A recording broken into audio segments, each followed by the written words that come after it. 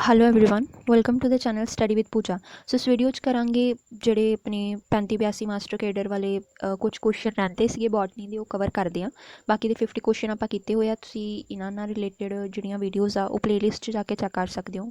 Master cadre previous year botany question paper 'ਚ ਉਹਦੇ ਵਿੱਚ ਤੁਹਾਨੂੰ ਮਿਲ ਜਾਣਗੀਆਂ।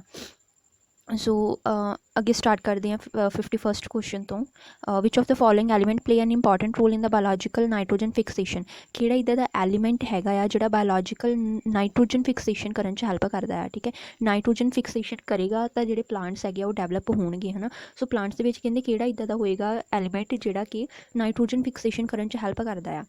कॉपर होएगा, मोलिब्डेनम है, जिंक, मैंगनीन है। सो यदि ऑप्शन आनी है ऑप्शन बी, मोलिब्डेनम जिहड़ा हुंदा आ इन बायोलॉजिकल नाइट्रोजन फिक्सेशन करन च हेल्प करदा और एक मिनरल है, एलीमेंट है ये। फिर है 52nd क्वेश्चन है 52 क्वेश्चन, विच एक्वैटिक फर्न परफॉर्म नाइट्रोजन फिक्सेशन। हुण कहंदे कि कोई एक्वैटिक फर्न दसना हैगा। ठीक है, पानी में पाया जाने वाला कोई फर्न दसना हैगा आ जिहदे थ्रू नाइट्रोजन फिक्सेशन होती है। ठीक है, सो यदि ऑप्शन है साडे तो अजोला है, नॉस्टॉक है, साल्विया है और साल्विनिया है। ठीक है, सो यदि ऑप्शन आनी है गया ऑप्शन ए, अजोला जिहड़ा हैगा आ ये एक फर्न आ। ठीक है, ये एक फर्न आ जिहड़ा कि नाइट्रोजन फिक्सेशन करन च हेल्प करता है और एक्वैटिक आ है। ठीक है, हुण नॉस्टॉक वगैरह जिहड़ा हैगा है, नॉस्टॉक जिद्दां हो गया ये तो वो आ जांदा अपने साइनोबैक्टीरिया है ये, है ना। नाइट्रोजन फिक्सेशन तो करता बट साइनोबैक्टीरिया आ ये। उन्होंने फर्न पूछा, सो ओजोला जिहड़ा है वो एक फर्न है, इस करके ऑप्शन ए आनी है यदि। नैक्सट क्वेश्चन है which fractions of the visible spectrum of a solar radiation are primarily absorbed by the carotenoids of the higher plants. कि हायर प्लांट्स दे विच जिहड़े हायर प्लांट्स हुंदे उन्हां च जिहड़े कैरोटीनॉइड्स हैगे जिद्दां आपां पढ़दे हां ज़ैंथोफाइल्स, carotenoids, chlorophyll A, chlorophyll B वगैरह प्रेजेंट हुंदे ने सारे पिगमेंट्स। उन्हां विचों जिहड़े कैरोटीनॉइड्स हैगे आ वो किहड़ी वाली विजिबल स्पैक्ट्रम की किहड़ी वाली सोलर रेडिएशन को एब्जॉर्ब करते। विजिबल स्पैक्ट्रम तो हम 400 to 700 नैनोमीटर वाला वेवलैंथ वाला हुंदा। कहंदे इन्हां दे विच जिहड़ा विबग्योर आंदा उहदे विच किहड़े कलर वालियां जिहड़ियां सोलर रेडिएशनस हुंदियां उन्हां नूं कैरोटीनॉइड एब्जॉर्ब करेगा। Blue green blue green red नूं, रैड वॉलेट नूं कि वॉलेट ब्लू नूं। सो यदि ऑप्शन आनी है वॉलेट ब्लू कलर, वॉलेट तो ब्लू कलर दी जिहड़ियां सोलर रेडिएशन है वो वालियां नूं ज़्यादातर कैरोटीनॉइड्स जिहड़ा है वो एब्जॉर्ब करदा और कैरोटीनॉइड एक असैसरी पिगमेंट है।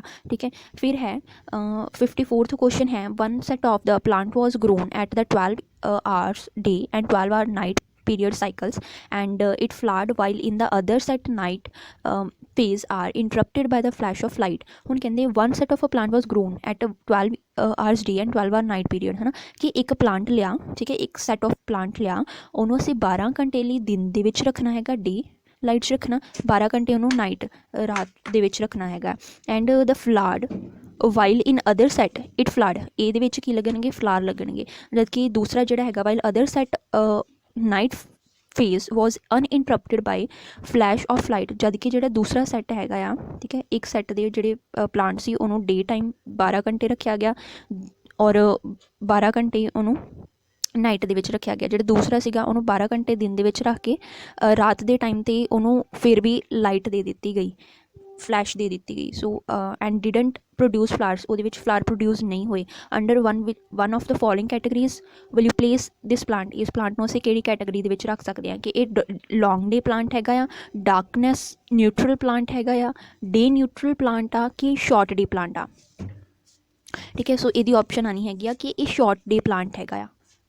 हुण किदां लॉन्ग डे प्लांट जिहड़ा लॉन्ग टाइम लाइट 'ਚ ही रखा जाए वो लॉन्ग डे प्लांट आ। डार्कनैस न्यूट्रल, ठीक है, ये वाला हो गया कि डार्कनैस जो न्यूट्रल हुए, डे न्यूट्रल जो डे के टाइम पर फंक्शन ना करे, है ना, लाइट में एब्जॉर्ब वगैरह ना करे, day neutral short day plant. ठीक है, शॉर्ट डे प्लांट ये हैगा क्यों, क्योंकि ਜਦੋਂ ਇਹਨੂੰ ਅਸੀਂ 12 ਆਰ ਡੇ 12 ਆਰ ਨਾਈਟ ਦੇ ਵਿੱਚ ਇਕੁਅਲ ਟਾਈਮ ਪੀਰੀਅਡ ਦੇ ਵਿੱਚ ਰੱਖਿਆ ਗਿਆ, ਡੇ ਔਰ ਨਾਈਟ ਦੇ ਵਿੱਚ, ਤਾਂ ਇਹਦੇ ਵਿੱਚ ਕੀ ਹੋਇਆ, ਫਲਾਵਰਸ ਗਰੋ ਕਰ ਗਏ। ਜਦ ਕਿ ਜਿਹੜੇ ਦੂਸਰੀ ਸੈੱਟ ਸੀਗਾ ਉਹਦੇ ਵਿੱਚ 12 ਘੰਟੇ ਤਾਂ ਉਹਨੂੰ ਦਿਨ ਦੇ ਦਿੱਤੇ ਗਏ, ਬਟ 12 ਘੰਟੇ ਜਿਹੜੇ ਉਹਨੂੰ ਰਾਤ ਦੇ ਮਿਲਣੇ ਚਾਹੀਦੇ ਸੀ ਜਦੋਂ ਉਹਦੀ ਪ੍ਰੋਪਰ ਫਲਾਰਿੰਗ ਹੋਣੀ ਸੀਗੀ ਜਿਸ ਵਜ੍ਹਾ ਦੇ ਨਾਲ। ਸੋ ਉਹਨੂੰ ਨਾਈਟ ਪੀਰੀਅਡ ਤਾਂ ਉਹਨੂੰ ਪ੍ਰੋਪਰ ਮਿਲਿਆ ਹੀ ਨਹੀਂ, ਉਸ ਟਾਈਮ ਵੀ ਉਹਨੂੰ ਜ਼ਿਆਦਾ ਲਾਈਟ ਮਿਲਦੀ ਰਹੀ, ਹੈ ਨਾ।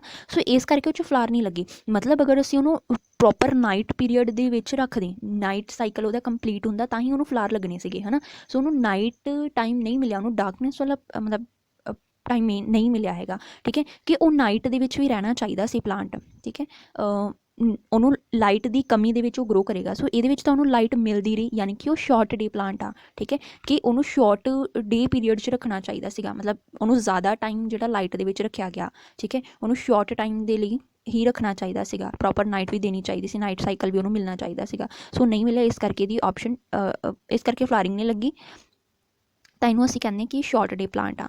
Option D. ਨੈਕਸਟ ਹੈ 55 ਕੁਐਸਚਨ ਹੈਗਾ ਆ, as compared to the C3 cycle how many additional molecule of the ATP are needed for the net production of one molecule of the hexose sugar by the C4 plant. कि ਅਸੀਂ ਅਗਰ ਗੱਲ ਕਰੀਏ C3 ਔਰ C4 plants ਦੀ ਗੱਲ ਕਰੀਏ, ਠੀਕ ਹੈ, ਉਹਨਾਂ ਦੇ ਵਿੱਚ ਕਹਿੰਦੀ ਦੇਖੀਏ ਕਿ C3 ਦੇ ਕੰਪੈਰੀਜ਼ਨ C4 ਪਲਾਂਟਸ ਦੇ ਵਿੱਚ, ਹੁਣ C3 ਦੇ ਵਿੱਚ ਵੀ ATP ਬਣਦਾ, ਠੀਕ ਹੈ, ATP ਬਣਾਉਣ ਦੀ ਜ਼ਰੂਰਤ ਹੁੰਦੀ ਆ C4 ਦੇ ਵਿੱਚ ਵੀ। ਹੁਣ ਕਹਿੰਦੇ C3 ਪਲਾਂਟ ਦੇ ਕੰਪੈਰੀਜ਼ਨ C4 ਪਲਾਂਟਸ ਦੇ ਵਿੱਚ ਅਗਰ ਗਲੂਕੋਜ਼ ਯਾਨੀ ਕਿ ਹੈਗਜ਼ੋਜ਼ ਜਿਹੜਾ ਹੈਗਾ ਉਹਦਾ ਇੱਕ ਮੋਲੀਕਿਊਲ ਬਣਾਉਣ ਦੇ ਲਈ ਸਾਨੂੰ ਕਿੰਨੇ ATP ਜ਼ਿਆਦਾ ਦੇਣੇ ਪੈਣਗੇ, ਜਿਹਦੇ ਨਾਲ ਕਿ C4 ਸਾਈਕਲ ਦੇ ਵਿੱਚ C4 ਪਲਾਂਟਸ ਦੇ ਵਿੱਚ ਜਿਹੜੀ ਹੈਗੀ ਆ ਇਹ ਪ੍ਰੋਸੈਸ ਹੋ ਸਕੇ ATP ਬਣਨ ਦੀ, ਐਨਰਜੀ ਬਣਨ ਦੀ। ਆਪਸ਼ਨਸ ਹੈ 2 ਚਾਹੀਦੇ ਆ, 6 ਚਾਹੀਦੇ ਆ, 12 ਚਾਹੀਦੇ ਆ ਕਿ 12 ਚਾਹੀਦੇ ਕਿ 0 ਚਾਹੀਦਾ, ਕੋਈ ਵੀ ਨਹੀਂ ਚਾਹੀਦਾ। ਸੋ ਇਹਦੀ ਆਪਸ਼ਨ ਆਏਗੀ 12 ਆਏਗੀ ਕਿ 12 ATP ਸਾਨੂੰ ਜ਼ਿਆਦਾ ਚਾਹੀਦੇ ਆ C4 ਪਲਾਂਟ ਦੇ ਵਿੱਚ, ਠੀਕ ਹੈ। ਹੁਣ ਇਹਦੇ ਵਿੱਚ 18 ATP ਬਣਦੇ, ਇਹਦੇ ਵਿੱਚ 30 ATP ਹੈ ਨਾ। ਸੋ ਹੈ ਨਾ, ਇਹਦੇ ਵਿੱਚ ਜ਼ਿਆਦਾ ਚਾਹੀਦੇ ਹੈਗੇ ਆ, ਇਹਦੇ ਵਿੱਚ 18 ਸੀਗੇ, ਅਗਰ ਆਪਾਂ 18 ਚੋਂ 30 ਚੋਂ 18 ਮਾਈਨਸ ਕਰੀਏ ਤਾਂ ਆਪਣੇ ਤੋਂ 12 ATP ਆਉਂਦੇ ਆ, ਠੀਕ ਹੈ, ਕਿ 30 ATP ਬਣਾਉਣ ਦੇ ਲਈ 30 ATP ਅਸੀਂ ਬਣਾਉਣੇ ਆ C4 ਸਾਈਕਲ ਦੇ ਵਿੱਚ, ਅਤੇ C3 ਸਾਈਕਲ 'ਚ ਬਣਦੇ ਆ 18 ATP ਹੈ ਨਾ। ਮਤਲਬ ਸਾਨੂੰ 12 ATP ਐਕਸਟਰਾ ਦੇਣੇ ਪੈਣਗੇ as compare to C3 cycle, ਤਾਂ ਹੀ ਸਾਡੇ ਤੋਂ ਜਾ ਕੇ ਕੀ ਬਣੇਗਾ C4 ਪਲਾਂਟ ਦੇ 30 ATP ਬਣਨਗੇ। ਸੋ ਇਹਦੀ ਆਪਸ਼ਨ ਆਣੀ ਆਪਸ਼ਨ ਸੀ। 56 translocation of organic solute in a sieve tube member is supported by, ਕਿ ਜਿਹੜੀਆਂ ਸੀਵ ਟਿਊਬਸ ਮੈਂਬਰ ਹੁੰਦੇ ਹੈਗੇ ਆ, ਠੀਕ ਹੈ, ਉਹਨਾਂ ਦੇ ਵਿੱਚ ਆਰਗੈਨਿਕ ਸੋਲਿਊਟ ਜਿਹੜਾ ਹੁੰਦਾ ਆ ਉਹਦੀ ਟਰਾਂਸਲੋਕੇਸ਼ਨ ਮਤਲਬ ਉਹਦੀ ਟਰਾਂਸਪੋਰਟੇਸ਼ਨ ਵਾਸਤੇ ਕੀ ਸਪੋਰਟ, ਮਤਲਬ ਕਿ ਇਹਦੇ ਥਰੂ ਉਹਨੂੰ ਸਪੋਰਟ ਮਿਲਦੀ ਆ, cytoplasmic streaming, root pressure transpiration pull, P proteins या mass flow involved carrier and ATP, ठीक है। वो कहते साइटोप्लाज्म की स्ट्रीम चाहिए उन्होंने, ठीक है। रूट प्रैशर नीचों की लगेगा तो ट्रांसपीरेशन पुल उपर दी उन्होंने खिंचेगा। इस दी वजह के सीव ट्यूब्स के विच ਜਿਹੜੀਆਂ ਆਰਗੈਨਿਕ ਸੋਲਿਊਟ ਆ ਟਰਾਂਸਲੋਕੇਸ਼ਨ ਕਰ ਪਾਣਗੇ, ਠੀਕ ਹੈ। ਹੁਣ ਦੇਖੋ ਪਹਿਲੇ ਤਾਂ ਸੀਵ ਟਿਊਬਸ ਕਿਹਦੇ ਵਿੱਚ ਪ੍ਰੈਜ਼ੈਂਟ ਹੁੰਦੀਆਂ ਹੈਗੀਆਂ, ਸੀਵ ਟਿਊਬਸ ਹੁੰਦੀਆਂ ਹੈਗੀਆਂ ਫਲੋਇਮ ਦੇ ਵਿੱਚ ਪ੍ਰੈਜ਼ੈਂਟ ਹੁੰਦੀਆਂ, ਠੀਕ ਹੈ। ਟਰੈਕਿਡਸ ਵੈਜ਼ਲਸ, ਫਲੋਇਮ ਟਰੈਕਿਡਸ ਵੈਜ਼ਲਸ, ਜ਼ਾਈਲਨ ਪੈਰਨਕਾਈਮਾ, ਠੀਕ ਹੈ, ਜ਼ਾਈਲਮ ਫਾਈਬਰਸ, ਇਹ 4 ਤਰ੍ਹਾਂ ਦੇ ਜਿਹੜੇ ਟਿਸ਼ੂਜ਼ ਹੁੰਦੇ ਹੈਗੇ, ਇਹਨਾਂ ਨਾਲ ਜ਼ਾਈਲਮ ਮਿਲ ਕੇ ਬਣਦਾ ਆ, ਠੀਕ ਹੈ।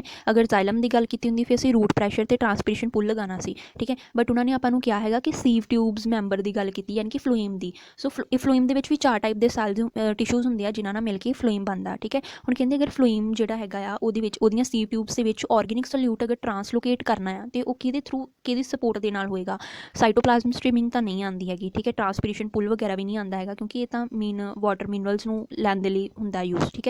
Mass flow involving carrier and ATP ਇਹ ਵੀ ਨਹੀਂ ਹੈਗਾ, ਠੀਕ ਹੈ, ਕਿ ਕੋਈ ਕੈਰੀਅਰ ਚਾਹੀਦਾ ਜਿਹੜਾ ਪੂਰਾ ਮਤਲਬ ਇੱਕੋ ਵਾਰੀ ਕਿੰਨਾ ਵੱਡਾ ਲੈ ਕੇ ਮਟੀਰੀਅਲ ਅੱਗੇ ਜਾ ਸਕੇ, ਹੈ ਨਾ। ATP ਉਹਨੂੰ ਚਾਹੀਦੀ, ਇਹ 'ਚ ਮੇਨ ਹੁੰਦਾ ਹੈ ਕਿ ਉਹਨੂੰ ਪੀ ਪ੍ਰੋਟੀਨ ਚਾਹੀਦੇ ਆ। ਸੋ C ਆਪਸ਼ਨ ਆਉਣੀ ਹੈਗੀ ਆ, ਠੀਕ ਹੈ। ਪੀ ਪ੍ਰੋਟੀਨ ਜਿਹੜੇ ਹੁੰਦੇ ਹੈਗੇ ਆ ਸਪੈਸ਼ਲ ਟਾਈਪ ਦੇ ਪ੍ਰੋਟੀਨ, ਇਹ ਸੀਵ ਟਿਊਬਸ ਨੂੰ ਸਪੋਰਟ ਕਰਦੇ ਹੈਗੇ ਆ ਕਿ ਇਹ ਜਿਹੜਾ ਸੋਲਿਊਟ ਗਲੂਕੋਜ਼ ਵਗੈਰਾ ਜੋ ਵੀ ਬਣਦਾ ਹੈਗਾ, ਹੈ ਨਾ, ਫੂਡ ਬਣਦਾ, ਉਹਨੂੰ ਟਰਾਂਸਲੋਕੇਟ ਕਰ ਸਕੇ। ਸੋ ਆਪਸ਼ਨ ਆਉਣੀ ਹੈਗੀ ਆ ਆਪਸ਼ਨ C। ਨੈਕਸਟ ਕੁਐਸਚਨ ਹੈ 57 question, pollen tube entering in embryo sac has, ਕਿ ਜਿਹੜੀ ਪੋਲਨ ਟਿਊਬ ਜਿਹੜੀ ਹੁੰਦੀ ਆ, ਹੁਣ ਜਿਹੜਾ ਪੋਲਨ ਗ੍ਰੇਨ ਹੈਗਾ, ਠੀਕ ਹੈ, ਜਦੋਂ ਸਟਿਗਮਾ ਦੇ ਉੱਤੇ ਉਹ ਪੋਲਨ ਗ੍ਰੇਨ ਆਉਂਦਾ ਤਾਂ ਉਹ ਆਪਣੀ ਪੋਲਨ ਟਿਊਬ ਬਣਾਉਂਦਾ ਹੈਗਾ, ਠੀਕ ਹੈ। ਇਸ ਤਰੀਕੇ ਨਾਲ ਪੋਲਨ ਟਿਊਬ ਬਣਾ ਕੇ ਹੀ ਉਹ ਐਮਬਰੀਓਸੈਕ ਤੱਕ ਪਹੁੰਚ ਪਾਉਂਦਾ ਹੈ, ਠੀਕ ਹੈ। ਹੁਣ ਕਹਿੰਦੇ ਪੋਲਨ ਟਿਊਬ ਜਿਹੜਾ ਹੈਗਾ ਜਦੋਂ ਐਮਬਰੀਓਸੈਕ 'ਚ ਐਂਟਰ ਕਰਦਾ ਹੈ ਅਤੇ ਉਹਦੇ ਵਿੱਚ ਕਿੰਨੇ ਗੈਮੀਟ ਹੁੰਦੇ ਹੈਗੇ ਆ, ਕਿੰਨੇ ਗੈਮੀਟ ਪ੍ਰੈਜ਼ੈਂਟ ਹੁੰਦੇ ਹੈਗੇ ਆ, 3 ਮੇਲ ਗੈਮੀਟ, 1 ਮੇਲ ਗੈਮੀਟ, 2 ਮੇਲ ਗੈਮੀਟ ਕਿ 4 ਮੇਲ ਗੈਮੀਟ। ਦੇਖੋ 1 ਗੈਮੀਟ ਤਾਂ ਕਦੀ ਵੀ ਨਹੀਂ ਹੁੰਦਾ ਉਹਦੇ ਵਿੱਚ, ਠੀਕ ਹੈ, 4 ਗੈਮੀਟ ਵੀ ਨਹੀਂ ਹੁੰਦੇ, ਇੰਨੇ ਜ਼ਿਆਦਾ ਵੀ ਨਹੀਂ ਹੁੰਦੇ, ਠੀਕ ਹੈ। ਸੋ 3 ਗੈਮੀਟ ਜਿਹੜੇ ਹੈਗੇ ਆ ਇਹ ਨਹੀਂ ਹੁੰਦੇ, ਇਹਦੇ ਵਿੱਚ 2 ਗੈਮੀਟ ਹੁੰਦੇ ਹੈਗੇ ਆ, ਠੀਕ ਹੈ। ਜਦੋਂ ਪੋਲਨ ਗ੍ਰੇਨ ਜਿਹੜਾ ਹੈਗਾ, ਪੋਲਨ ਗ੍ਰੇਨ ਦੀ ਅਗਰ ਗੱਲ ਕਰੀਏ, ਪੋਲਨ ਗ੍ਰੇਨ 'ਚ ਐਗਜ਼ਾਈਨ-ਇਨਟਾਈਨ ਪ੍ਰੈਜ਼ੈਂਟ ਹੁੰਦੀ ਹੈਗੀ ਆ।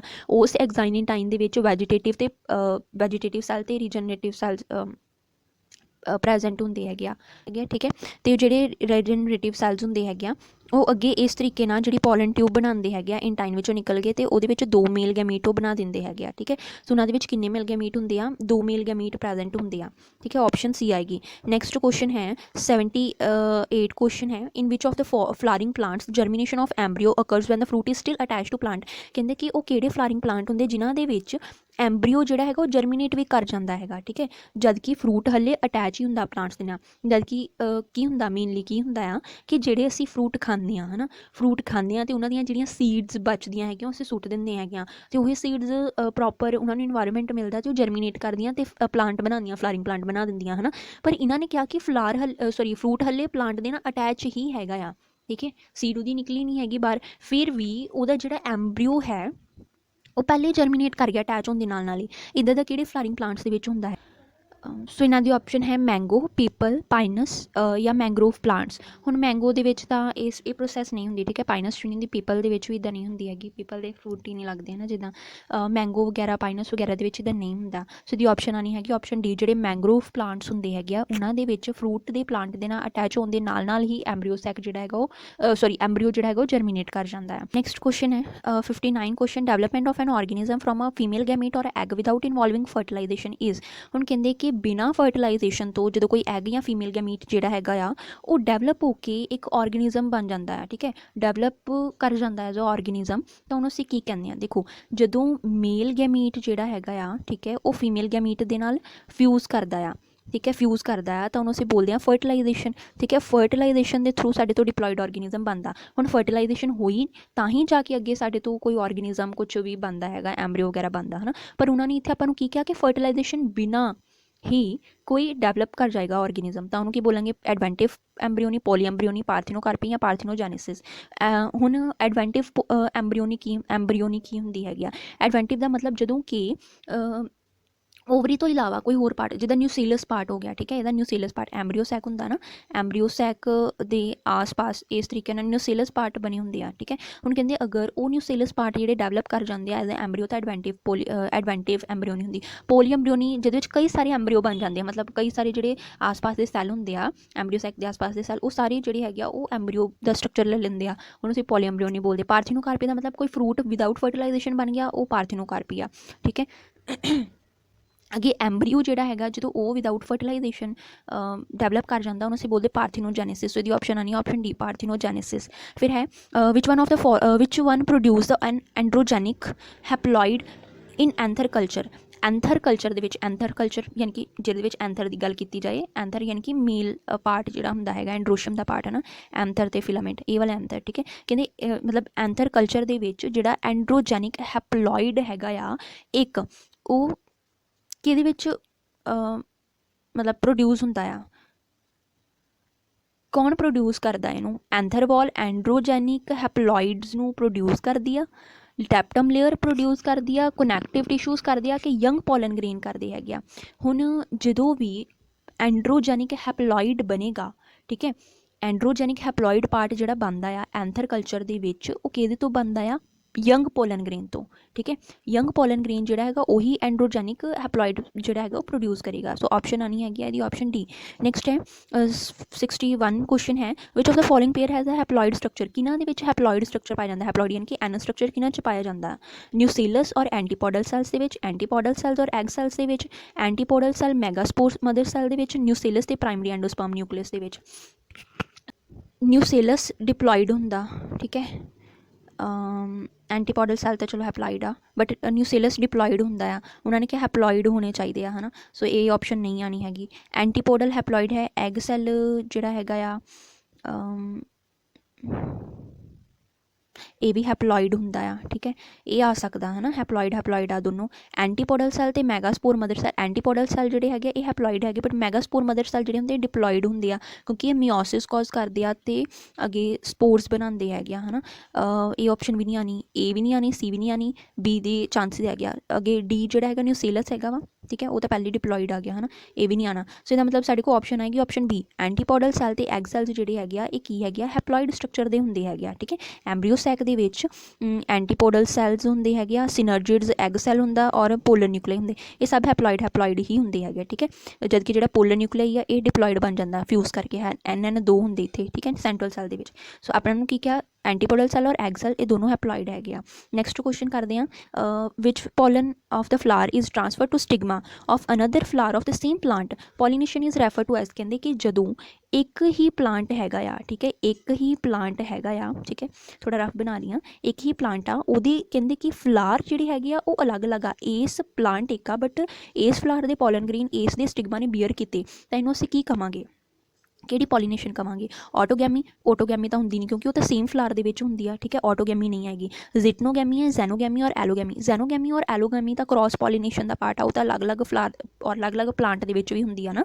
ਸੋ ਐਲੋਗੈਮੀ ਜ਼ੈਨੋਗੈਮੀ ਨਹੀਂ ਹੈਗੀ, ਇਹਦੀ ਆਪਸ਼ਨ ਆਏਗੀ ਜ਼ਿਟਨੋਗੈਮੀ, ਠੀਕ ਹੈ, ਜ਼ਿਟਨੋਗੈਮੀ ਆਏਗੀ ਇਹਦੀ ਆਪਸ਼ਨ ਬੀ, ਠੀਕ ਹੈ। ਫਿਰ ਹੈ 63 question, an interesting modification of flower shape for the insect pollination occur in some orchid in which male insect mistake the pattern on the orchid flower for a female species, ठीक है। पहले नहीं समझ लेंगे, कहते कि एक इंटरस्टिंग मोडिफिकेशन होंगी फ्लावर शेप की, मतलब जो ऑर्किड फ्लावर होंदा है ना, वो ऑर्किड दा फीमेल फ्लावर इस तरीके का होंदा आ कि वो इंसैक्ट वर्गा दिखाई दिंदा आ, ठीक है।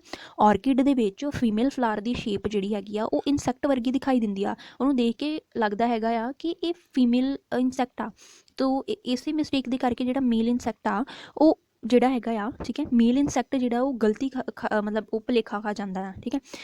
ਐਂਡ ਟਰਾਈਜ਼ ਟੂ ਕੋਪੂਲੇਟ ਵਿਦ ਇਟ, ਉਹ ਨਾ ਕੋਪੂਲੇਟ ਕਰਨ ਦੀ ਕੋਸ਼ਿਸ਼ ਕਰਦਾ ਆ, ਠੀਕ ਹੈ। ਜਿਹੜਾ ਫਲਾਰ ਆ ਫੀਮੇਲ ਸ਼ੇਪ ਦਾ ਦਿਖਾਈ ਦੇ ਰਿਹਾ ਇਨਸੈਕਟ, ਫੀਮੇਲ ਇਨਸੈਕਟ ਸ਼ੇਪ ਦਾ ਦਿਖਾਈ ਦੇ ਰਿਹਾ ਜਿਹੜਾ ਔਰਕਿਡ ਫਲਾਰ, ਉਹਦੇ ਨਾਲ ਮੇਲ ਇਨਸੈਕਟ ਜਿਹੜਾ ਹੈਗਾ ਉਹ ਕੋਪੂਲੇਟ ਕਰਨ ਦੀ ਕੋਸ਼ਿਸ਼ ਕਰਦਾ ਹੈਗਾ, ਮੇਟਿੰਗ ਕਰਨ ਦੀ ਕੋਸ਼ਿਸ਼ ਕਰਦਾ, ਤੇ ਪੋਲੀਨੇਸ਼ਨ ਹੋ ਜਾਂਦੀ ਆ, ਠੀਕ ਹੈ। ਹੁਣ ਇਸ ਫਿਨੋਮੀਨਾ ਨੂੰ ਅਸੀਂ ਕੀ ਬੋਲਦੇ ਹਾਂ? ਸਿਊਡੋ ਪੋਲੀਨੇਸ਼ਨ ਬੋਲਦੇ ਹਾਂ, ਸਿਊਡੋ ਪਾਰਥੀਨੋਕਾਰਪੀ ਬੋਲਦੇ, ਮਿਮਿਕਰੀ ਬੋਲਦੇ ਹਾਂ ਕਿ ਸਿਊਡੋ ਕੋਪੂਲੇਸ਼ਨ ਬੋਲਦੇ ਹਾਂ, ਠੀਕ ਹੈ। ਸਿਊਡੋ ਪੋਲੀਨੇਸ਼ਨ ਤਾਂ ਨਹੀਂ ਹੈਗੀ, ਮਤਲਬ ਸਿਊਡੋ ਪੋਲੀਨੇਸ਼ਨ ਨਹੀਂ ਹੈਗੀ ਨਾ, ਇਹ ਸਿਊਡੋ ਪਾਰਥੀਨੋਕਾਰਪੀ ਵੀ ਨਹੀਂ ਹੈਗੀ, ਮਿਮਿਕਰੀ ਵੀ ਨਹੀਂ ਹੈਗੀ ਇਸ ਟਾਈਮ। ਇਹ ਕੀ ਆਉਂਦੀ ਹੈਗੀ ਆ? ਸਿਊਡੋ ਕੋਪੂਲੇਸ਼ਨ ਹੈਗੀ ਆ, ਹੈ ਨਾ, ਸਿਊਡੋ ਕੋਪੂਲੇਸ਼ਨ। ਸੋ ਆਪਸ਼ਨ ਡੀ ਆ ਜਾ। ਨੈਕਸਟ ਕੁਐਸਚਨ ਹੈ, ਐਡਵੈਂਟਿਵ ਐਮਬ੍ਰਿਓਨੀ ਇਨ ਸਿਟਰਸ ਇਜ਼ ਡਿਊ ਟੂ, ਕਿ ਸਿਟਰਸ ਫਰੂਟ ਜਿਹੜੇ ਹੁੰਦੇ ਆ, ਸਿਟਰਸ ਜਿਹੜੇ ਖੱਟੇ ਵਾਲੇ ਫਰੂਟ ਹੁੰਦੇ ਆ, ਜਿੱਦਾਂ ਲੈਮਨ ਵਗੈਰਾ ਹੋ ਗਿਆ, ਹੈ ਨਾ, ਔਰੇਂਜ ਵਗੈਰਾ, ਇੱਦਾਂ ਦੇ ਸਿਟਰਸ ਜਿਹੜੇ ਹੁੰਦੇ ਆ ਉਹਨਾਂ ਦੇ ਵਿੱਚ ਐਡਵੈਂਟਿਵ ਐਮਬ੍ਰਿਓਨੀ ਕਿਹਦੇ ਕਰਕੇ ਹੁੰਦੀ ਆ? ਦੇਖੋ ਐਡਵੈਂਟਿਵ ਐਮਬ੍ਰਿਓਨੀ ਆਪਾਂ ਪਹਿਲਾਂ ਵੀ ਇਹੀ ਰੀਡ ਕਰਕੇ ਹਟੇ ਹਾਂ ਕਿ ਐਡਵੈਂਟਿਵ ਐਮਬ੍ਰਿਓਨੀ ਦੇ ਵਿੱਚ ਜਿਹੜਾ ਆਪਣੇ ਤੋਂ ਨਿਊਸੇਲਸ ਹੁੰਦਾ ਹੈਗਾ ਨਾ, ਐਮਬ੍ਰਿਓ ਸੈਕ ਦੇ ਵਿੱਚ ਤਾਂ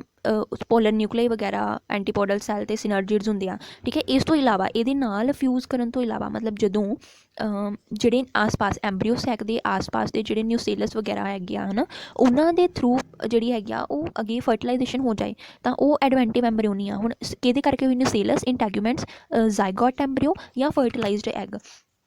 ਸੋ ਇਹਦੀ ਆਪਸ਼ਨ ਜਿਹੜੀ ਹੈਗੀ ਉਹ ਸਿੰਪਲ ਹੈ, ਇਹਦੀ ਆਪਸ਼ਨ ਆएगी ਆਪਸ਼ਨ ਏ, ਠੀਕ ਹੈ, ਆਪਸ਼ਨ ਏ ਨਿਊਸੇਲਸ ਆ ਜਾएगा। ਨੈਕਸਟ ਕੁਐਸਚਨ ਹੈ 65 ਕੁਐਸਚਨ ਹੈ ਕਿ in angiosperms all the 4 microspore tetrad are covered by the layer which is formed by. ਜਿਹੜਾ ਮਾਈਕਰੋਸਪੋਰ ਟੈਟਰਡ ਹੁੰਦਾ ਉਹ ਕੁਛ ਇਸ ਤਰੀਕੇ ਨਾਲ ਇੱਦਾਂ ਕਰਕੇ ਕੁਛ ਬਣਦਾ ਹੈਗਾ, ਹੈ ਨਾ, ਇਸ ਤਰੀਕੇ ਨਾਲ, ਠੀਕ ਹੈ, ਜਿਹਦੇ ਵਿੱਚ 4 ਪੋਲਨ ਸੈਕਸ ਪ੍ਰੈਜੈਂਟ ਹੁੰਦੇ ਹੈਗੇ ਆ। ਹੁਣ ਕਹਿੰਦੇ ਇਹ ਜਿਹੜੇ 4 ਮਾਈਕਰੋਸਪੋਰ ਟੈਟਰਡ ਹੁੰਦੇ ਹੈਗੇ ਇਹ ਕਿਸ ਲੇਅਰ ਦੇ ਨਾਲ ਕਵਰ ਹੁੰਦੇ ਹੈਗੇ ਆ?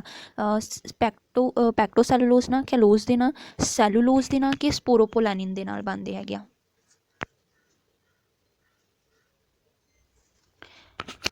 ਸੋ ਇਹਦੀ ਆਪਸ਼ਨ ਆਣੀ ਹੈਗੀ ਇਹ ਪੈਕਟੋਸੈਲੂਲੋਜ਼ ਦੇ ਨਾਲ ਮਿਲ ਕੇ ਬਣਦੇ ਆ, ਠੀਕ ਹੈ, ਕੈਲੋਜ਼ ਨਾਲ ਨਹੀਂ, ਪੈਕਟੋਸੈਲੂਲੋਜ਼ ਦੇ ਨਾਲ ਮਿਲ ਕੇ ਇਹ ਬਣਦੇ ਆ। ਸੋ ਆਪਸ਼ਨ ਏ ਆਣੀ ਹੈ ਇਹਦੀ। फिर है when a diploid female plant is crossed with a tetraploid male, the ploidy of endosperm cells in the resulting seeds। ਹੁਣ ਕਹਿੰਦੇ ਕਿ ਅਗਰ ਇੱਕ ਡਿਪਲੋਇਡ ਫੀਮੇਲ ਪਲਾਂਟ ਆ, ਠੀਕ ਹੈ, ਉਹਨੂੰ ਕ੍ਰੋਸ ਕਰਵਾਇਆ ਜਾਂਦਾ ਟੈਟਰਾਪਲੋਇਡ ਮੇਲ ਦੇ ਨਾਲ। ਆਪਾਂ ਮੇਲ ਕੀ ਪੜ੍ਹਦੇ? ਮੇਲ ਡਿਪਲੋਇਡ ਹੁੰਦਾ ਹੈਗਾ, ਮੇਲ ਸੌਰੀ ਹੁੰਦੇ ਤਾਂ ਹੈਪਲੋਇਡ ਆ ਬਟ ਉਹਦੇ ਵਿੱਚ 2 ਮੇਲ ਗੈਮੀਟ ਹੁੰਦੇ ਆ ਨਾ, ਇਸ ਕਰਕੇ ਮੈਂ ਡਿਪਲੋਇਡ ਕਿਹਾ। ਵੈਸੇ ਉਹ ਹੈਪਲੋਇਡ ਹੁੰਦੇ ਦੋਨੋਂ ਅਲੱਗ-ਅਲੱਗ, ਅਗਰ ਅਲੱਗ-ਅਲੱਗ ਦੀ ਗੱਲ ਕਰੀਏ ਤਾਂ ਹੈਪਲੋਇਡ ਹੈਗੇ ਆ, ਠੀਕ ਹੈ, ਇੱਦਾਂ ਵਾਲੇ ਹੁੰਦੇ ਹੈਗੇ ਆ। ਜਦਕਿ ਇਹਨਾਂ ਨੇ ਕਿਹਾ ਕਿ ਉਹ ਟੈਟਰਾਪਲੋਇਡ ਆ, 4N ਹੈਗੇ ਆ, ਟੈਟਰਾ ਮੀਨਸ 4 ਹੈਗੇ ਆ, ਯਾਨੀ ਕਿ ਉਹ ਡਿਪਲੋਇਡ 2 ਮੇਲ ਗੈਮੀਟ ਹੋਣਗੇ, ਠੀਕ ਹੈ। ਹੁਣ ਕਹਿੰਦੇ ਕਿ ਅਗਰ ਉਹ ਡਿਪਲੋਇਡ ਫੀਮੇਲ ਪਲਾਂਟ ਦੇ ਵਿੱਚ ਕ੍ਰੋਸ ਕਰ ਰਿਹਾ, ਹੁਣ ਜਿੱਦਾਂ ਕਿ ਇਹਦੇ ਵਿੱਚ ਆਪਾਂ ਦੇਖੀਏ ਇਹ ਤਾਂ ਡਿਪਲੋਇਡ ਸਾਡੇ ਤੋਂ ਆ ਗਏ ਹੈ ਨਾ, ਅਗਰ 4N ਹੈ ਤਾਂ ਇਹਨਾਂ ਨੂੰ 2N ਲੈਣਾ ਕਿ ਇੱਕ ਮੇਲ ਗੈਮੀਟ 2N ਆ, ਦੂਸਰਾ ਮੇਲ ਗੈਮੀਟ ਵੀ 2N ਹੈਗਾ, ਠੀਕ ਹੈ। ਸੋ ਇਹਨਾਂ ਨੂੰ ਉਹਨਾਂ ਨੇ ਕੀ ਕਿਹਾ ਕਿ ਐਂਡੋਸਪਰਮ ਸੈਲਸ, ਐਂਡੋਸਪਰਮ ਦੀ ਗੱਲ ਕੀਤੀ, ਐਂਡੋਸਪਰਮ 'ਚ ਕੀ ਹੁੰਦੇ ਹੈਗੇ ਆ, ਪੋਲਰ ਨਿਊਕਲੀਆਈ ਪ੍ਰੈਜੈਂਟ ਹੁੰਦੇ ਹੈਗੇ ਆ, ਪੋਲਰ ਨਿਊਕਲੀਆਈ NN ਵਾਲੇ ਹੈ ਨਾ, 2 ਵਿੱਚ ਪ੍ਰੈਜੈਂਟ ਹੁੰਦੇ ਸੈਂਟਰਲ ਸੈੱਲ ਦੇ ਵਿੱਚ, ਠੀਕ ਹੈ। ਹੁਣ ਕਹਿੰਦੇ ਇਹ ਵੀ ਜਿਹੜੇ ਹੈਗੇ ਇਹ 2N ਆ, ਫਿਊਜ਼ ਕਰਕੇ 2N ਬਣ ਗਏ, ਠੀਕ ਹੈ। ਜਦੋਂ ਅਸੀਂ ਮੇਲ ਗੈਮੀਟ ਦੇ 2N ਨੂੰ ਇਹਦੇ 2N ਦੇ ਨਾਲ ਫਿਊਜ਼ ਕਰਾਂਗੇ ਤਾਂ ਇਹ ਕੀ ਬਣਿਆ, 4N ਬਣ ਗਿਆ ਹੈ ਨਾ, 4N ਯਾਨੀ ਕਿ ਟੈਟਰਾਪਲੋਇਡ ਬਣਿਆ ਸਾਡੇ ਤੋਂ, ਠੀਕ ਹੈ। ਕੀ ਬਣਿਆ, ਟੈਟਰਾਪਲੋਇਡ ਬਣਿਆ। ਸੋ ਆਪਾਂ ਨੂੰ ਆਪਸ਼ਨ ਕੀ ਉਹਨਾਂ ਨੇ ਕੀ, ਟੈਟਰਾਪਲੋਇਡ ਬਣੇਗਾ, ਪੈਂਟਾਪਲੋਇਡ, ਡਿਪਲੋਇਡ ਕਿ ਟ੍ਰਾਈਪਲੋਇਡ ਹੀ ਬਣੇਗਾ ਇਹ। ਸੋ ਇਹ ਟੈਟਰਾਪਲੋਇਡ ਹੀ ਹੈਗੀ ਆ, ਠੀਕ ਹੈ। ਇਫ ਰਿਜ਼ਲਟਿੰਗ ਸੀਡ ਜਿਹੜੀ ਉਹ ਕਿਹੜੀ ਹੋਏਗੀ, ਟੈਟਰਾਪਲੋਇਡ ਹੀ, 4N ਹੋਏਗੀ, ਠੀਕ ਹੈ, ਕਿਉਂਕਿ 2N ਮੇਲ ਗੈਮੀਟ ਦਾ ਆ ਅਤੇ 2 ਜਿਹੜੇ ਸੀਗੇ ਉਹ ਆਪਣੇ ਤੋਂ ਪੋਲਰ ਨਿਊਕਲੀਆਈ ਆਏ ਹੈਗੇ ਆ, ਠੀਕ ਹੈ। ਟੂ ਟੈਟਰਾਪਲੋਇਡ ਹੀ ਸੋ ਆਣਾ ਇਹਦਾ ਆਪਸ਼ਨ ਏ। ਨੈਕਸਟ ਹੈ in a cereal grain single cotyledon of the embryo is represented by, ਕਿ ਅਗਰ ਅਸੀਂ ਸੀਰੀਅਲ ਦੀ ਗੱਲ ਕਰੀਏ, ਸੀਰੀਅਲ ਗ੍ਰੇਨਸ ਜਿਹੜੀਆਂ ਹੁੰਦੀਆਂ ਵਾ, ਠੀਕ ਹੈ, ਸਿੰਗਲ ਕੋਟਿਲੀਡਨ ਹੁੰਦਾ ਉਹਨਾਂ ਦੇ ਐਮਬਰੀਓ 'ਤੇ, ਸਿੰਗਲ ਕੋਟਿਲੀਡਨ ਆ, ਇੱਕ ਕੋਟਿਲੀਡਨ ਆ, ਯਾਨੀ ਕਿ ਕੀ ਹੈਗਾ, ਮੋਨੋ ਕੋਟਿਲੀਡਨ ਹੈਗਾ ਆ, ਠੀਕ ਹੈ। ਹੁਣ ਇਹਦੇ ਵਿੱਚ ਕਹਿੰਦੇ ਕਿ ਇਹ ਕਿਹਦੇ ਥਰੂ ਰਿਪ੍ਰੈਜ਼ੈਂਟ ਹੁੰਦਾ, ਕੋਲਿਓਪਟਾਈਲ ਦੇ ਥਰੂ, ਕੋਲੋਰਾਈਜ਼ਾ ਦੇ ਥਰੂ, ਸਕਟਲਮ ਦੇ ਥਰੂ ਕਿ ਪ੍ਰੋਫਾਈਲੀ ਦੇ ਥਰੂ।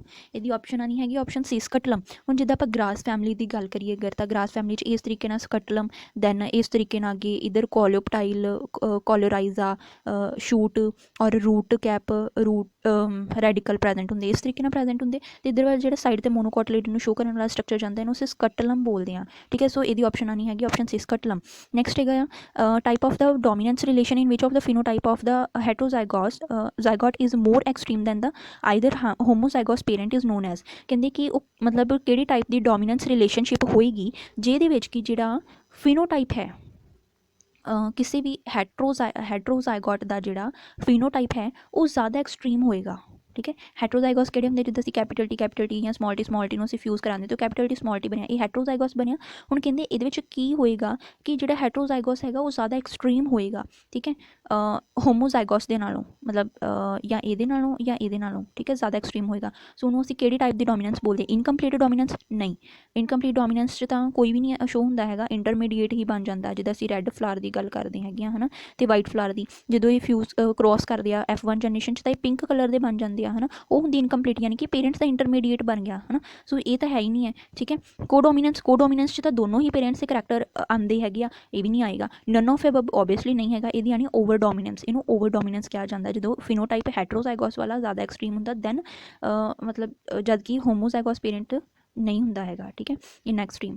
ਨੈਕਸਟ ਕੁਐਸਚਨ ਹੈ 69 ਕੁਐਸਚਨ, ਦਾ ਟਰਮ ਕ੍ਰੋਸਿੰਗ ਓਵਰ ਵਾਜ਼ ਫਸਟ ਇੰਟਰੋਡਿਊਸਡ ਬਾਈ, ਕਿ ਕ੍ਰੋਸਿੰਗ ਓਵਰ ਨਾਮ ਦੀ ਜਿਹੜੀ ਟਰਮ ਸੀਗੀ ਉਹ ਸਾਨੂੰ ਸਭ ਤੋਂ ਪਹਿਲਾਂ ਕਿਹਨੇ ਦਿੱਤੀ ਸੀਗੀ, ਬੋਸਟਨ ਪੁਨੇਟ ਨੇ, ਬੋਸਟਨ ਔਰ ਪੁਨੇਟ ਨਾਮ ਦੇ ਸਾਇੰਟਿਸਟ ਨੇ ਦਿੱਤੀ ਸੀ, ਮੋਰਗਨ ਔਰ ਕੈਸਲ ਨੇ ਦਿੱਤੀ ਸੀ, ਜੈਸਨ ਨੇ ਦਿੱਤੀ ਸੀ ਕਿ ਸਟਨ ਔਰ ਬੋਵੇਰੀ ਨੇ ਦਿੱਤੀ ਸੀ। ਸੋ ਇਹਦੀ ਆਪਸ਼ਨ ਆਣੀ ਮੋਰਗਨ ਔਰ ਕੈਸਲ ਨੇ ਸਾਨੂੰ TH ਮੋਰਗਨ ਜਿਹੜਾ ਸੀਗਾ, ਠੀਕ ਹੈ, ਥੋਮਸ ਹੰਟ ਮੋਰਗਨ ਉਹਨੇ ਔਰ ਕੈਸਲ ਨੇ, ਠੀਕ ਹੈ, ਉਹਨਾਂ ਨੇ ਮਿਲ ਕੇ ਸਾਨੂੰ ਇਹਦੇ ਬਾਰੇ ਦੱਸਿਆ ਸੀਗਾ ਕ੍ਰੋਸਿੰਗ ਓਵਰ ਬਾਰੇ, ਠੀਕ ਹੈ। ਸੋ ਆਪਸ਼ਨ ਬੀ। ਨੈਕਸਟ ਕੁਐਸਚਨ ਹੈ 70th question है, when a duplicated gene sequence is attached to another position owing the interchromosomal duplication then it is known as, कि अगर कोई ਜਿਹੜਾ duplicated gene sequence ਹੈਗਾ ਆ ਉਹ ਕਿਸੇ ਇੰਟਰਕ੍ਰੋਮੋਜ਼ੋਮਲ ਡੁਪਲੀਕੇਸ਼ਨ ਦੇ ਵਿੱਚ ਕਿਸੇ ਹੋਰ ਪੋਜੀਸ਼ਨ 'ਤੇ ਅਟੈਚ ਹੈਗਾ ਆ ਤਾਂ ਅਸੀਂ ਉਹਨੂੰ ਕੀ ਕਹਿੰਦੇ ਆ, ਠੀਕ ਹੈ। ਡੁਪਲੀਕੇਟਿਡ ਜੀਨ ਸੀਕੁਐਂਸ ਅਗਰ ਕਿਸੇ ਹੋਰ ਪੋਜੀਸ਼ਨ 'ਤੇ ਇੰਟਰਕ੍ਰੋਮੋਜ਼ੋਮਲ ਡੁਪਲੀਕੇਸ਼ਨ 'ਚ ਅਟੈਚ ਹੈਗਾ ਆ ਤਾਂ ਇਹਨੂੰ ਅਸੀਂ ਕੀ ਕਹਿੰਦੇ ਆ, ਇਨਵਰਜਨ ਬੋਲਦੇ ਹਾਂ, ਟਰਾਂਸਪੋਜ਼ਡ ਡੁਪਲੀਕੇਸ਼ਨ ਬੋਲਦੇ ਹਾਂ, ਡਾਇਰੈਕਟ ਟੈਂਡਮ ਡੁਪਲੀਕੇਸ਼ਨ ਬੋਲਦੇ ਹਾਂ, ਕੋਈ ਵੀ ਨਹੀਂ। ਸੋ ਇਨਵਰਜਨ ਦਾ ਮਤਲਬ ਹੁੰਦਾ ਕਿ ਜਿੱਦਾਂ ਇਹ ਕ੍ਰੋਮੋਜ਼ੋਮ ਹੈਗੇ ਆ, ਠੀਕ ਹੈ, ਇਹਦੇ ਵਿੱਚ ਜੀਨ AB ਹੈਗੀ ਆ, ਠੀਕ ਹੈ, ਇਹਦੇ ਵਿੱਚ ਜਦੋਂ ਇਹ ਜੀਨਸ ਪ੍ਰੈਜੈਂਟ ਹੈਗੇ ਆ, ਠੀਕ ਹੈ, ਸਮਾਲ B ਲੈ ਲਓ, ਜਦੋਂ ਇਹ ਵਾਲੇ ਜੀਨਸ ਜਿਹੜੇ ਹੈਗੇ ਆ ਉਹ ਇਹਦੇ ਵਿੱਚ ਨੀਚੇ ਇੱਥੇ ਆ ਕੇ ਲੱਗ ਜਾਂਦੇ ਆ ਔਰ ਇਨਵਰਟ ਹੋ ਕੇ ਪਹਿਲੇ B ਆਉਂਦਾ ਆ ਦੈਨ A ਆਉਂਦਾ ਹੈ ਨਾ, ਇਸ ਤਰੀਕੇ ਦੇ ਉਲਟੇ ਹੋ ਕੇ ਇੱਥੇ ਲੱਗ ਜਾਂਦੇ, ਇਹਨੂੰ ਬੋਲਦੇ ਇਨਵਰਜ਼ਨ, ਠੀਕ ਹੈ। ਸੋ ਇਹਦੇ ਵਿੱਚ ਨਹੀਂ ਹੈਗਾ ਇੱਦਾਂ ਹੈ ਨਾ, ਡੁਪਲੀਕੇਟਿਡ ਕ੍ਰੋਮੋਜ਼ੋਮਲ ਉਹਨਾਂ ਨੇ ਕਿਹਾ, ਡੁਪਲੀਕੇਟਿਡ ਜੀਨ ਸੀਕੁਐਂਸ ਕਿਹਾ ਆ, ਠੀਕ ਹੈ, ਉਹ ਵੀ ਕ੍ਰੋਮੋਜ਼ੋਮਲ ਡੁਪਲੀਕੇਸ਼ਨ ਦੇ ਵਿੱਚ। ਟਰਾਂਸਪੋਜ਼ਡ ਡੁਪਲੀਕੇਸ਼ਨ, ਠੀਕ ਹੈ, ਟਰਾਂਸਪੋਜ਼ਡ ਡੁਪਲੀਕੇਸ਼ਨ ਦੇ ਵਿੱਚ ਜਿੱਦਾਂ ਕਿ ABC ਜੀਨਸ ਹੁੰਦੇ ਹੈਗੇ ਆ ਹੈ ਨਾ, DEF ਹੁੰਦੇ ਹੈਗੇ ਆ, ਅਤੇ ਜਿਹੜੇ ਮੰਨ ਲਓ ਇਹਨਾਂ ਵਾਲਾ ਹਿੱਸਾ ਆ, ਠੀਕ ਹੈ, ਇਹ ਮੈਂ ਇਹਦੇ ਨਾਲ ਅਟੈਚ ਕਰਦਾ, ਇੱਥੇ ਲਿਆ ਕੇ ਉਹ ਇੱਥੇ ਜੁੜ ਜਾਣਾ ਹੈਗਾ, ਠੀਕ ਹੈ, BC। ਇਹ ਵਾਲਾ ਹੁੰਦਾ ਹੈਗਾ ਟਰਾਂਸਪੋਜ਼ ਕੀਤਾ ਡੁਪਲੀਕੇਟ ਕਰਕੇ ਇਹਨੂੰ, ਠੀਕ ਹੈ। ਡਾਇਰੈਕਟ ਟੈਂਡਨ ਡੁਪਲੀਕੇਸ਼ਨ ਆ, ਨਨ ਆਫ ਦੀਸ ਤਾਂ ਨਹੀਂ ਹੈਗਾ, ਠੀਕ ਹੈ। ਹੁਣ ਇਹਦੀ ਆਪਸ਼ਨ ਜਿਹੜੀ ਹੈਗੀ ਆ ਉਹ ਆਪਸ਼ਨ ਆਣੀ ਹੈਗੀ ਇਹਦੀ B ਆਪਸ਼ਨ, ਠੀਕ ਹੈ। 70th ਜਿਹੜਾ ਹੁੰਦਾ ਆ ਹੈਗਾ ਇਹਦੀ ਆਪਸ਼ਨ ਆਣੀ ਹੈਗੀ ਆਪਸ਼ਨ B, ਟਰਾਂਸਪੋਜ਼ਡ ਡੁਪਲੀਕੇਸ਼ਨ ਇਹਦੇ ਵਿੱਚ ਹੁੰਦੀ ਆ ਤਾਂ ਜਿਹੜੀਆਂ ਕ੍ਰੋਮੋਜ਼ੋਮਲ ਡੁਪਲੀਕੇਸ਼ਨ ਇੰਟਰ ਕ੍ਰੋਮੋਜ਼ੋਮਲ ਡੁਪਲੀਕੇਸ਼ਨ ਦੀਆਂ ਜਿਹੜੀਆਂ ਹੋਰ ਪੋਜੀਸ਼ਨ 'ਤੇ ਜਾ ਕੇ ਜੀਨਸ ਡੁਪਲੀਕੇਟਿਡ ਜੀਨਸ ਅਟੈਚ ਹੋ ਜਾਂਦੀਆਂ। ਹੁਣ ਜਿੱਦਾਂ ਕਿ ਇਹਦੇ ਵਿੱਚ AB ਸੀਗੇ, ABC ਸੀ, ਠੀਕ ਹੈ, ABC 'ਚੋਂ BC ਮੈਂ ਸਿਲੈਕਟ ਕੀਤੇ ਤਾਂ BC ਜਿਹੜੇ ਸੀ ਉਹ ਇੱਥੇ ਆ ਕੇ ਅਟੈਚ ਹੋ ਗਏ ਹੈ ਨਾ, ਹੋਰ ਪੋਜੀਸ਼ਨ 'ਤੇ ਜਾ ਕੇ ਲੱਗੇ DEF ਦੇ ਨਾਲ, ਠੀਕ ਹੈ। ਇਹ ਕੀ ਹੁੰਦੀ ਹੈਗੀ, ਟਰਾਂਸਪੋਜ਼ਡ ਡੁਪਲੀਕੇਸ਼ਨ ਹੁੰਦੀ ਆ। Artificial synthesis of mRNA was done by, ਕਿ ਜਿਹੜਾ ਮੈਸੇਂਜਰ RNA ਹੈਗਾ ਉਹਦੀ ਆਰਟੀਫਿਸ਼ੀਅਲ ਸਿੰਥੇਸਿਸ ਕਿਹਨੇ ਕੀਤੀ ਸੀਗੀ, M9 ਨੇ, H.G. ਖੁਰਾਨਾ ਨੇ, ਓਖਾ ਨੇ ਜਾਂ F. ਗ੍ਰਿਫਥ ਨੇ। ਸੋ ਇਹਦੀ ਆਪਸ਼ਨ ਆਣੀ ਆਪਸ਼ਨ B, H.G. ਖੁਰਾਨਾ ਨੇ, ਹਰਗੋਬਿੰਦ ਖੁਰਾਨਾ ਨੇ ਸਾਨੂੰ mRNA ਦੀ ਆਰਟੀਫਿਸ਼ੀਅਲ ਸਿੰਥੇਸਿਸ ਕਰਕੇ ਦੱਸੀ ਸੀ। 72 ਕੁਐਸਚਨ ਹੈ, an allopolyploid can produced with individuals from, ਕਿ ਜਿਹੜਾ ਐਲੋ ਪੋਲੀਪਲੋਇਡ ਹੁੰਦਾ ਆ ਉਹ ਕਿਤੋਂ ਪ੍ਰੋਡਿਊਸ ਹੁੰਦਾ ਹੈਗਾ ਆ, ਨੀਦਰ ਪੈਰੈਂਟਲ ਔਰ ਨੌਰ ਮੈਟਰਨਲ, ਨੀਦਰ ਪੈਟਰਨਲ ਨੌਰ ਮੈਟਰਨਲ ਪਾਪੂਲੇਸ਼ਨ, ਨਾ ਫਾਦਰ ਤੋਂ ਨਾ ਮਦਰ ਤੋਂ ਪਾਪੂਲੇਸ਼ਨ ਤੋਂ, ਮੈਟਰਨਲ ਪਾਪੂਲੇਸ਼ਨ ਮਦਰ ਪਾਪੂਲੇਸ਼ਨ ਤੋਂ, ਪੈਟਰਨਲ ਫਾਦਰ ਪਾਪੂਲੇਸ਼ਨ ਤੋਂ, ਠੀਕ ਹੈ, ਬੋਥ ਦੋਨਾਂ ਤੋਂ। ਸੋ ਇਹਦੀ ਆਪਸ਼ਨ ਆਣੀ ਹੈਗੀ option A, neither parental nor maternal population, ਇਹ ਆਪਸ਼ਨ। ਨੈਕਸਟ ਹੈ heritable changes in the gene expression that does not involve the change in underlying DNA is termed as, ਕਿ ਜਿਹੜੇ heritable changes ਆਉਂਦੇ ਆ gene expression ਦੇ ਵਿੱਚ, ਠੀਕ ਹੈ, ਉਹ ਅੱਗੇ DNA ਦੇ ਵਿੱਚ ਮਤਲਬ ਇਨਵੋਲਵ ਨਹੀਂ ਹੁੰਦੇ ਹੈਗੇ, DNA ਨੂੰ ਚੇਂਜ ਕਰਨ ਦੇ ਲਈ ਉਹ ਇਨਵੋਲਵ ਨਹੀਂ ਹੁੰਦੇ ਆ, ਤਾਂ ਉਹਨੂੰ ਅਸੀਂ ਕੀ ਬੋਲਦੇ, ਯੂਜੈਨਿਕਸ, ਐਪੀਜੈਨੇਟਿਕਸ, ਫਾਈਲੋਜੈਨੇਟਿਕਸ ਜਾਂ ਜੈਨੇਟਿਕ ਇੰਜੀਨੀਅਰਿੰਗ। ਜੈਨੇਟਿਕ ਇੰਜੀਨੀਅਰਿੰਗ ਵੀ ਨਹੀਂ ਆਣੀ, ਫਾਈਲੋਜੈਨੇਟਿਕ ਵੀ ਨਹੀਂ ਆਣੀ, ਯੂਜੈਨਿਕਸ ਵੀ ਨਹੀਂ ਆਣੀ। ਇਹਦੀ ਆਪਸ਼ਨ ਆਣੀ ਹੈਗੀ ਆ ਆਪਸ਼ਨ B, ਐਪੀਜੈਨੇਟਿਕਸ। ਨੈਕਸਟ ਕੁਐਸਚਨ ਹੈ process of the identify gene, their regulation sequence and their function is termed as, ਕਿ ਜੀਨ ਨੂੰ ਆਇਡੈਂਟੀਫਾਈ ਕਰਨ ਦੀ ਜਿਹੜੀ ਪ੍ਰੋਸੈਸ ਹੈਗੀ ਆ ਅਤੇ ਉਹਨਾਂ ਦੀ ਰੈਗੂਲੇਟਰੀ ਸੀਕੁਐਂਸਿਸ ਅਤੇ ਉਹਨਾਂ ਦੇ ਫੰਕਸ਼ਨ ਨੂੰ ਜਿਹੜੀ ਆਇਡੈਂਟੀਫਾਈ ਕਰਦੀ ਹੈਗੀ ਜੀਨ।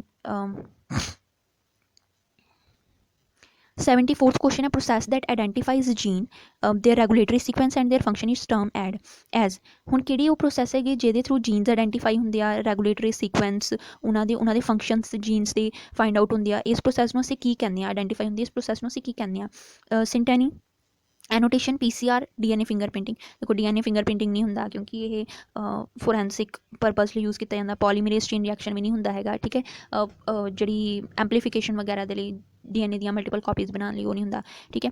ਇਹਦੀ ਸਿੰਟਨੀ ਵੀ ਨਹੀਂ ਹੁੰਦਾ। ਇਹਦੀ ਆਪਸ਼ਨ ਹੈਗੀ ਆਪਸ਼ਨ B, ਐਨੋਟੇਸ਼ਨ ਜਿਹੜੀ ਹੁੰਦੀ ਹੈਗੀ ਆ, ਐਨੋਟੇਸ਼ਨ ਦੇ ਵਿੱਚ ਜੀਨਸ ਨੂੰ ਆਇਡੈਂਟੀਫਾਈ ਕਰਨਾ, ਉਹਨਾਂ ਦੀ ਸੀਕੁਐਂਸ, ਉਹਨਾਂ ਦੇ ਫੰਕਸ਼ਨਸ ਨੂੰ ਚੈੱਕ ਕਰਨਾ, ਆਇਡੈਂਟੀਫਾਈ ਕਰਨਾ, ਇਹਨੂੰ ਅਸੀਂ ਐਨੋਟੇਸ਼ਨ ਬੋਲਦੇ ਹਾਂ, ਠੀਕ ਹੈ। ਉਸ ਤੋਂ ਬਾਅਦ ਹੈ 75th ਕੁਐਸਚਨ ਹੈ, which of the following is an in vivo system to study protein interactions, ਕਿ ਪ੍ਰੋਟੀਨ ਇੰਟਰੈਕਸ਼ਨਸ ਹੁੰਦੀਆਂ ਆ ਉਹਨਾਂ ਦੀ ਸਟੱਡੀ ਕਰਨ ਦੇ ਲਈ ਇਨ ਵੀਵੋ ਸਿਸਟਮ ਕਿਹੜਾ ਫੋਲੋ ਹੁੰਦਾ ਆ, ਇਨ ਵੀਵੋ ਸਿਸਟਮ ਕਿਹੜਾ ਫੋਲੋ ਹੁੰਦਾ, microarray, yeast 2 hybrid system, SDS page ਜਾਂ ਨਨ ਆਫ ਅਬਵ। ਸੋ ਇਹਦੀ ਆਪਸ਼ਨ ਨਹੀਂ ਹੈਗੀ ਈਸਟ 2 ਹਾਈਬ੍ਰਿਡ ਸਿਸਟਮ, ਠੀਕ ਹੈ। ਆਪਸ਼ਨ B ਜਿਹੜੀ ਹੈਗੀ ਹੈ ਇਹਦੀ ਆਨਸਰ ਇਹਦਾ ਹੈਗਾ ਆ, ਠੀਕ ਹੈ। ਸੋ option B, East hybrid system ਜਿਹੜਾ ਹੈਗਾ ਆ, ਇਹ ਜਿਹੜਾ ਹੈਗਾ ਇਹ ਯੂਜ਼ ਕੀਤਾ ਜਾਂਦਾ ਹੈਗਾ ਆ ਇਨ ਵੀਵੋ ਸਿਸਟਮ ਦੇ ਵਿੱਚ, ਠੀਕ ਹੈ। ਸੋ ਆਪਣੇ ਹੁਣ 35-82 ਦੇ ਸਾਰੇ ਕੁਐਸਚਨਸ ਕੰਪਲੀਟ ਹੋ ਗਏ। ਨੈਕਸਟ ਆਪਾਂ ਇਹਦੇ ਜ਼ੂਲੋਜੀ ਦੇ ਕਰਾਂਗੇ ਔਰ ਮੈਂ ਕੋਸ਼ਿਸ਼ ਕਰੂੰਗੀ ਕਿ ਆਪਾਂ ਜਿਹੜੇ ਸਿਲੇਬਸ ਨਾਲ ਰਿਲੇਟਿਡ ਆ ਉਹ ਵੀ ਸਾਰਾ ਕਰ ਸਕੀਏ, ਠੀਕ ਹੈ। ਸੋ ਅਗਰ ਵੀਡੀਓ ਅੱਛੀ ਲੱਗੇ ਤਾਂ ਲਾਈਕ ਜ਼ਰੂਰ ਕਰ ਦੇਣਾ ਔਰ ਸ਼ੇਅਰ ਕਰੋ ਜਿਨ੍ਹਾਂ ਨੂੰ ਵੀ ਜ਼ਰੂਰਤ ਹੈ, ਔਰ ਅਗਰ ਤੁਸੀਂ ਨਏ ਹੋ ਤਾਂ ਚੈਨਲ ਨੂੰ ਸਬਸਕ੍ਰਾਈਬ ਕਰ ਦਿਓ ਤਾਂ ਕਿ ਤੁਹਾਨੂੰ ਅੱਗੇ ਦੀਆਂ ਜਿਹੜੀਆਂ ਵੀਡੀਓਜ਼ ਹੈਗੀਆਂ ਉਹ ਆਸਾਨੀ ਨਾਲ ਮਿਲ ਸਕਣ। ਸੋ ਬਾਕੀ ਕਰਦੇ ਹਾਂ ਨੈਕਸਟ ਵੀਡੀਓਜ਼ 'ਚ। Thanks for watching the video.